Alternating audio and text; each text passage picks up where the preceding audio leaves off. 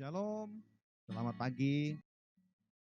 Puji Tuhan kita boleh berjumpa di hari Natal 25 Desember tahun 2020. Satu sukacita tersendiri, Gereja Kena Injil Indonesia, Pos PWJ Family Palembang, boleh berjumpa lagi dengan kita melalui ibadah ini. Kami sungguh bersyukur ada waktu yang indah untuk kita boleh bersama-sama merayakan Natal di hari Natal tanggal 25 Desember 2020 ini. Baik, untuk memulai ibadah kita, mari kita berdoa. Terpujilah nama-Mu ya Tuhan, kami bersyukur atas kasih anugerah-Mu, kami boleh merayakan Natal di hari ini ya Tuhan, 25 Desember tahun 2020. Sebagai bentuk rasa syukur kami bahwa Allah telah lahir ke dalam dunia ini dan kami peringatinya pada hari ini. Kau memberkati ibadah ini dari awal pada pertengahan hingga pada akhirnya, biarlah mempermuliakan nama Tuhan. Di dalam nama Tuhan Yesus kami berdoa dan membuka ibadah ini. Haleluya. Amin. Baik, kita akan sama-sama memuji memuliakan nama Tuhan dalam nyanyian kemenangan iman nomor 43. Nomor 40, mari orang saleh. Mari orang saleh dengan sukacita. Marilah menyembah Raja sekalian. 1 dan 2. Mari orang saleh dengan sukacita, marilah ke Betlehem, mari menyembah Raja atas sekaliannya, mari menyembah Dia, mari menyembah Dia, mari menyembah Yesus Al-Masih. Ayat kedua, nyanyian malaikat soraklah dan puji. Nyanyian malaikat soraklah dan puji, genap surga nyanyi indah dan permai. Pujilah Allah dalam tempat tertinggi, mari menyembah Dia, mari menyembah Dia, mari menyembah Yesus Al-Masih. Kita akan mendengarkan firman Tuhan. Renungan firman Tuhan ini akan mengajak kita untuk melihat bagaimana Tuhan berkarya melalui orang-orang Majus dan seperti apa karya mereka. Nanti akan saya bahas dalam pembahasan firman Tuhan. Ini kita berdoa. Saatnya kami akan mendengarkan firman Tuhan, renungan untuk kami memperingati hari Natal pada hari ini. Tuhan kiranya berkarya dalam kehidupan kami, firman-Mu menyejukkan dan menyegarkan kami di tengah-tengah situasi yang tidak menentu ini. Tetapi kami terus memiliki pengharapan daripada Tuhan, sebab Engkaulah sumber pengharapan kami. Berkati hamba-Mu yang menyampaikan, sehingga firman Tuhan ini menguatkan dan meneguhkan kami semua. Di dalam nama Tuhan Yesus Kristus kami berdoa dan mengucap syukur, dan siap mendengarkan firman-Mu. Haleluya. Amin.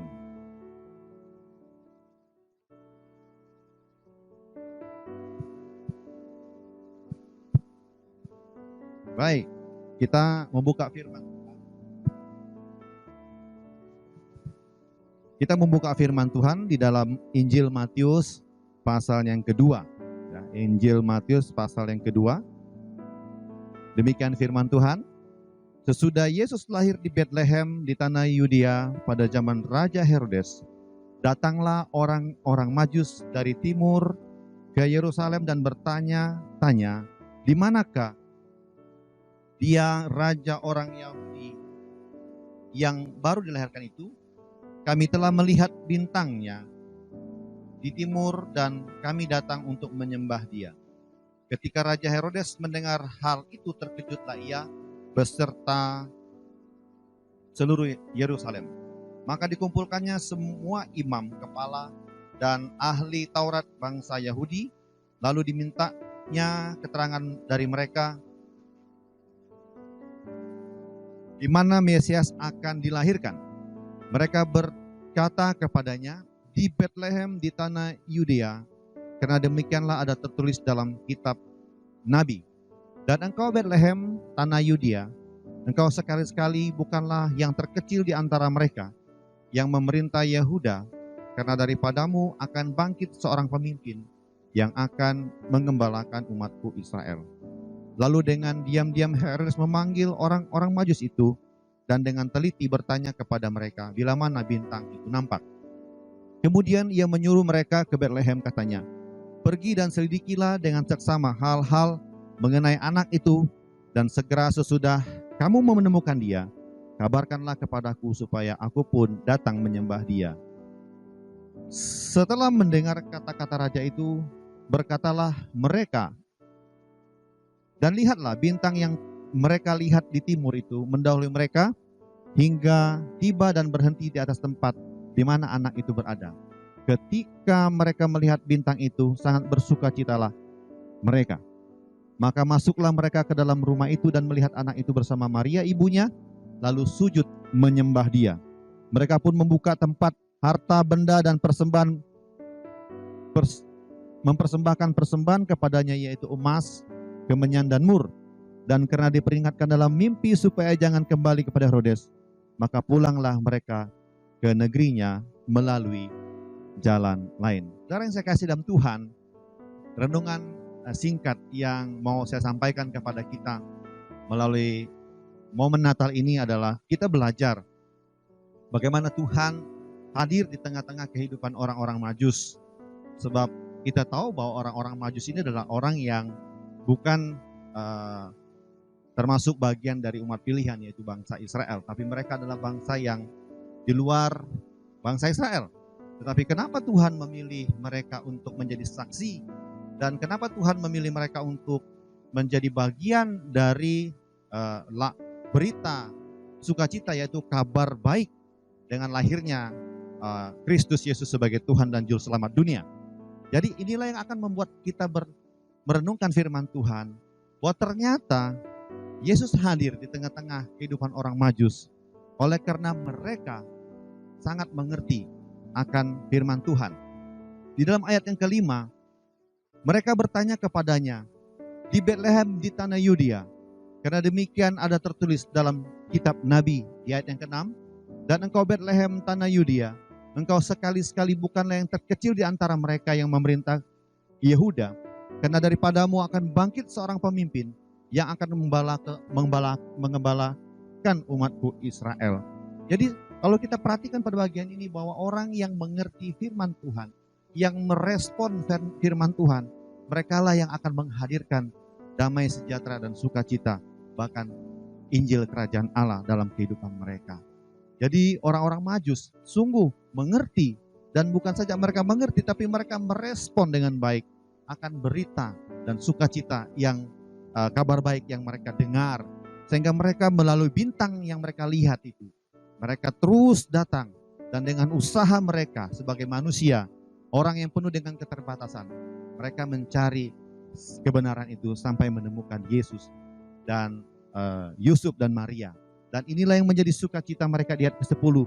Ketika mereka melihat bintang itu, sangat bersukacitalah mereka. Jadi ada satu sukacita yang luar biasa, bahwa dengan kehadiran mereka di tengah-tengah bayi yang ada di palungan, bahwa mereka akhirnya bersukacita. Artinya apa yang mereka selama ini mengerti, apa yang selama ini mereka tahu, mereka akhirnya menemukan apa yang mereka cari. Lalu yang kedua, bahwa mereka bagian kedua adalah mereka memberikan persembahan yang terbaik dari yang terbaik. Di ayat yang 11, maka masuklah mereka di dalam rumah itu dan melihat anak itu bersama dengan Maria, ibunya, lalu sujud menyembah dia. Mereka pun membuka tempat harta benda dan mempersembahkan persembahan kepadanya, yaitu emas, kemenyan, dan mur. Ibu bapak, saudara-saudara yang saya kasih dalam Tuhan, bahwa dalam kehidupan ini kita boleh ada sampai hari ini itu karena kebaikan Tuhan dan kemurahan Tuhan. Itu sebabnya dalam menjalankan kehidupan ini ada hal yang perlu kita persembahkan kepada Tuhan, yaitu hidup kita. Bahkan mungkin keberadaan kita di tengah-tengah dunia yang semakin tidak menentu ini. Mari kita persembahkan hidup kita. Seperti para Majus, mereka mempersembahkan emas, kemenyan, dan mur yang terbaik dari yang mereka punya. Tapi seringkali kita tidak menilai apa yang sudah mereka lakukan. Mereka mempersembahkan suatu pengorbanan waktu, tenaga yang tidak ternilai, sehingga mereka punya usaha dan berusaha mencari di mana anak itu sedang berada atau raja yang dikatakan dalam kitab itu. Sehingga dengan pengorbanan yang begitu besar, mereka datang dan hadir bertemu. Sehingga firman Tuhan katakan bahwa mereka bersukacita saat mereka berjumpa, dan dengan sukacita itu mereka mempersembahkan emas, kemenyan, dan mur sebagai lambang atau sebagai rasa syukur dan sukacita mereka kepada Tuhan yang telah memanggil mereka. Jadi sukacita yang kita jalani kehidupan ini akan menjadi sebuah jawaban dalam setiap persoalan, pergumulan yang kita hadapi di tengah-tengah dunia ini. Di tengah masa pandemi, hanya sukacita yang dapat membuat kita menghadapi situasi yang semakin sulit ini. Kata firman Tuhan dalam Filipi 4 ayat 4 bahwa bersukacitalah senantiasa. Sekali lagi aku katakan bersukacitalah. Jadi sukacita ini melambangkan persembahan kita, melambangkan syukur kita kepada Tuhan. Walaupun kondisi yang tidak menentu, tapi saya percaya bahwa di tengah-tengah situasi ini ada sukacita yang mengalir dalam setiap kehidupan kita. Dan yang terakhir adalah memiliki kepekaan. Ya, di dalam ayat yang ke-12 pada bagian yang sudah kita bacakan, dan karena diperingatkan dalam mimpi supaya jangan kembali kepada Herodes, maka pulanglah mereka ke negerinya melalui jalan lain. Bapak Ibu Saudara yang saya kasih dalam Tuhan, bahwa dalam kita menjalani kehidupan ini, mari kita memiliki sikap yang peka. Kalau mereka mengikuti apa kata Herodes, maka mereka akan berjumpa dengan yang namanya bahaya. Tapi karena mereka memiliki kepekaan, mereka tidak mau mengikuti apa yang dikatakan oleh Herodes, maka mereka, para Majus ini, kembali dengan cara lain atau melalui pulang dengan jalan yang lain. Nah, kami atau saya sedang berada di desa Peninggaman Liwa, ya, bahwa ada Bukit Barisan, ya, pemandangan yang begitu indah, yang menggambarkan kebaikan Tuhan, ciptaan Tuhan yang sungguh luar biasa. Dan kami hadir di sini juga berkat kemurahan Tuhan.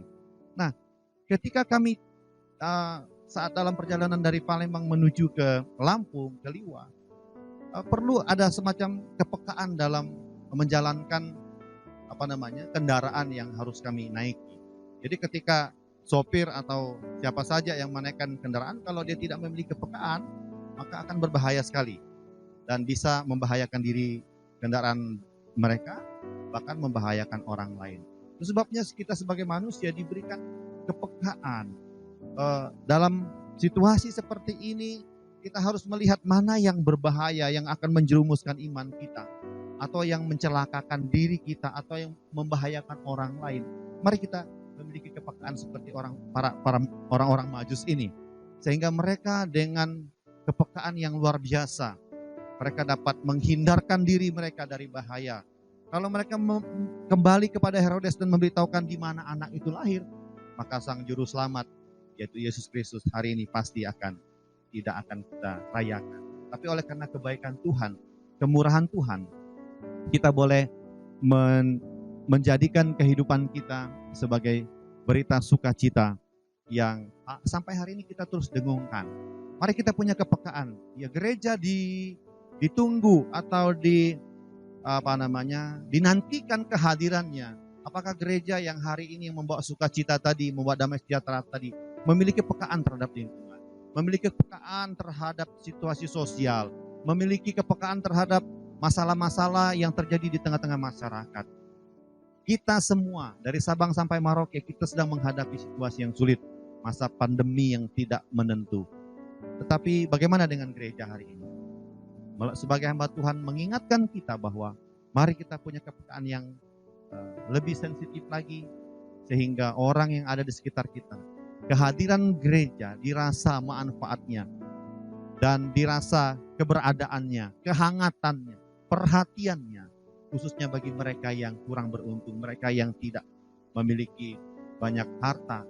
Kehadiran gereja untuk menjawab semuanya itu. Kepekaan yang lain, apakah ada masalah dalam keluarga, adakah masalah dalam situasi yang tidak kurang enak atau tidak beruntung, maka kehadiran gereja, orang-orang percaya yang membawa kabar sukacita itu sangat dinantikan. Untuk itu di tahun 2020 ini saya mengajak kita untuk menjadi orang-orang Majus, membawa kabar sukacita, mempersembahkan yang terbaik kepada Tuhan, memiliki kepekaan terhadap firman Tuhan, memiliki kepekaan terhadap lingkungan, sehingga dirasa sekali kehadiran kita, kehangatan, dan juga ada sukacita yang dapat kita alirkan kepada orang-orang yang di sekitar kita. Dan pada hari ini, melalui firman Tuhan, kami dari gereja, kami Injil, Pos PWJ Family Palembang mengucapkan selamat Natal, selamat merayakan Natal 25 Desember 2020. Kiranya kasih dan sukacita Natal akan senantiasa bersama-sama dengan kita. Dan kita dapat memberikan hidup kita, menjadikan diri kita sebagai hal yang mencerminkan kebenaran firman Tuhan dalam kehidupan kita. Mari kita berdoa. Bapa di sorga, kami bersyukur buat firman-Mu yang boleh kami renungkan bersama-sama. Kiranya dalam segala hal kami boleh melaksanakan setiap firman Tuhan ini dalam setiap kehidupan kami. Di tengah-tengah situasi pandemi ini, ajarkan kami untuk hidup dalam kepekaan, boleh mencerminkan firman Tuhan dan membagikan firman Tuhan ini dalam setiap kehidupan kami. Terpujilah nama-Mu ya Tuhan, ini doa syukur kami, dalam nama Tuhan Yesus kami berdoa. Haleluya. Amin. Nah, untuk menutup bagian ibadah kita pada hari ini, saya akan mengajak kita untuk kembali melanjutkan pujian tadi. Di ayatnya yang ketiga, ya Yesus yang dijadikan pada hari ini. Mari orang saleh, nyanyian penghaniman nomor 40, ya Yesus yang dijadikan.